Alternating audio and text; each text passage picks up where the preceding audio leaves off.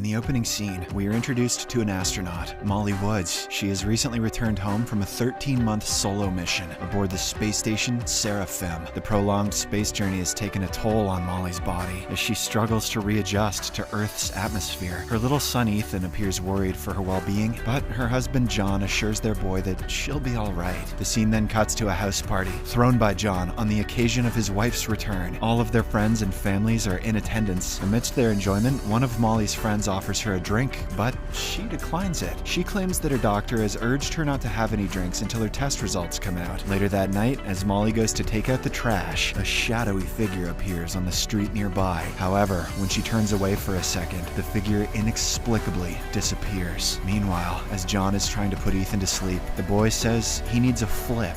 What? In response, John opens a small compartment in Ethan's back and replaces what seems to be some sort of battery. Here, it's revealed that Ethan isn't a real human, but an artificially intelligent android created by John. I hope Molly knows. The next day, Molly visits the International Space Exploration Agency, or ISEA, to meet with her physician friend Sam for her health assessment. Sam, who has repeatedly gone through all the tests, delivers shocking news. Molly is pregnant. Bewildered, she wonders if it will be another robot baby, and how it's possible because she has just returned home from a solo mission, and moreover, she's infertile. Despite this, her friend asks if she was alone on the spaceship. The movie then goes into a flashback depicting Molly's time up in space. She is working on some kind of plant experiment when she receives a video message from her son and husband. As she proceeds to watch it, the connection abruptly drops. She asks her AI assistant Ben about the matter, to which he responds that it's due to solar flares. Molly instructs him to restart the communication system, but the entire power, including Ben, goes out. Sensing something amiss, she goes to check and fix the power cable manually. While in the cable room, she sees her deceased ex-boyfriend Marcus through a porthole, who approaches the glass and writes, "Help me. She's gonna get knocked up by the porthole ghost." Back in the present, Molly requests Sam to keep it a secret and give her some time to figure things out. Later, she is questioned by her superior, Director Alan Sparks. He is skeptical of her explanation about how several hours of video files were erased from the Seraphim's database. Despite this, she insists that she accidentally deleted it instead of duplicating. Meanwhile, John is given a presentation on his latest project, the Humanix, in front of a leading company called Yasumoto Corporation. John talks about androids at banks and Medicist robots that can do functions but lack the emotions. He then introduces Ethan to everyone, whom he's trying to program with day-to-day human experiences. He seeks approval and funding from the board to advance his project. One of the board members asks him about his emergency termination plan in case the Humanix misbehave. This question offends John, and he asserts that no parents will ever think of ending their child's life. Unfortunately, the board doesn't like this answer, and they damn well shouldn't because it's obviously unhinged, so they deny the funding.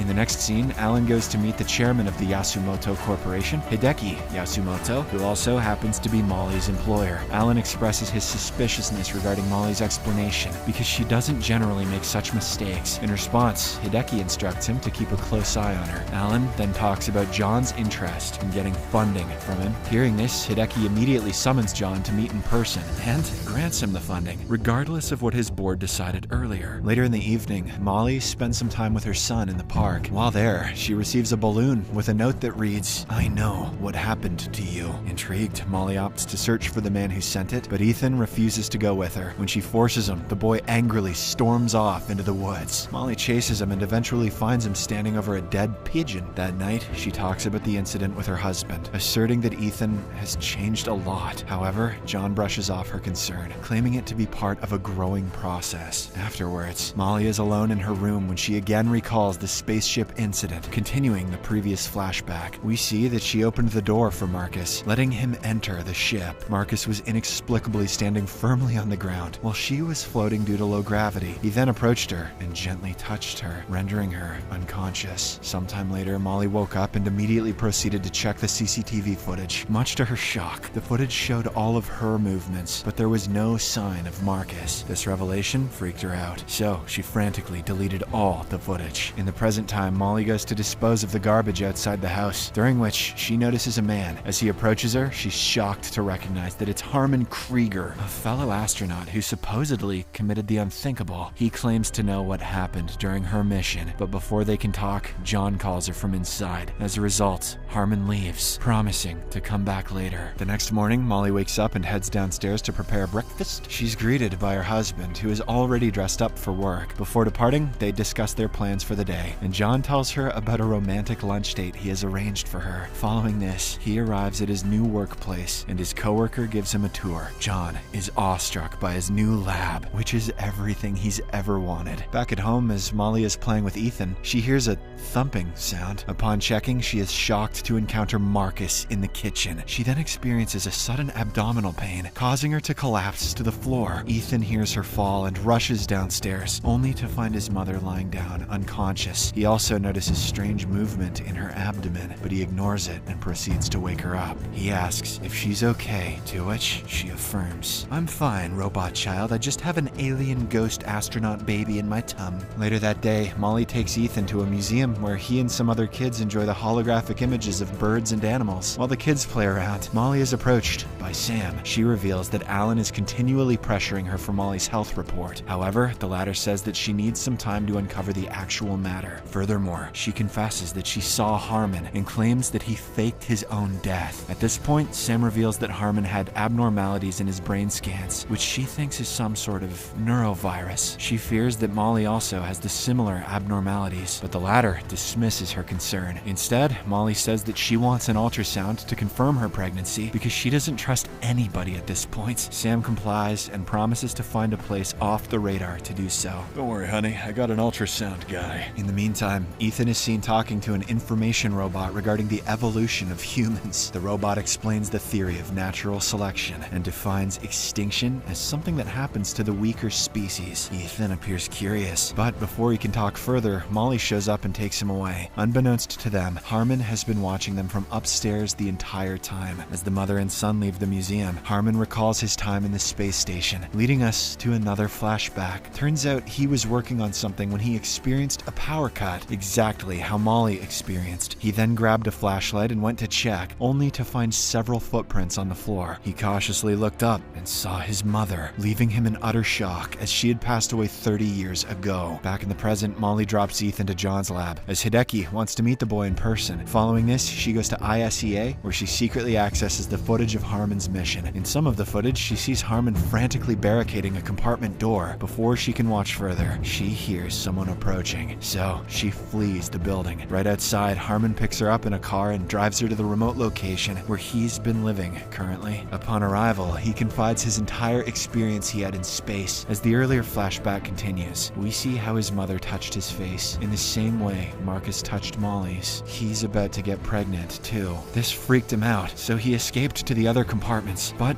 much to his horror, his mother pursued him, inexplicably making her way through every locked door. Despite being in a panicked state, he managed to trap her in the airlock and ultimately released her into space. According to Harmon, he shared his experiences to the ISEA members, but they believed him to be schizophrenic. Molly relates to his story and asserts that they need evidence to back up their claims. Afterwards, Sam picks up Molly and drives her to a veterinary, where she carries out her ultrasound. To her shock, it shows a healthy and normal 14-week-old fetus. On the other hand, John is seen waiting for Molly at a restaurant, a lunch date which she seems to have forgotten. That evening, Molly confronts Alan with the news of her pregnancy and questions what he has done to her, but he offers no explanation. Alan then goes to Hideki and relays the news to him. He also asks if the pregnancy means they have found them, to which Hideki vaguely replies, "I think they're already here." Meanwhile, Molly returns home and apologizes to her husband for not showing up at the restaurant. John notices something amiss, but he doesn't force her into disclosing it. He offers her time, also assuring her that she doesn't need to go through it alone. Early the next morning, Molly returns home from her jog to find Alan waiting outside. He wants her to come to a contained ISEA area for testing over a couple of days. He claims that her pregnancy is the result of a covert internal agency pregnancy experiment in which they mixed up just the right frozen ingredients from John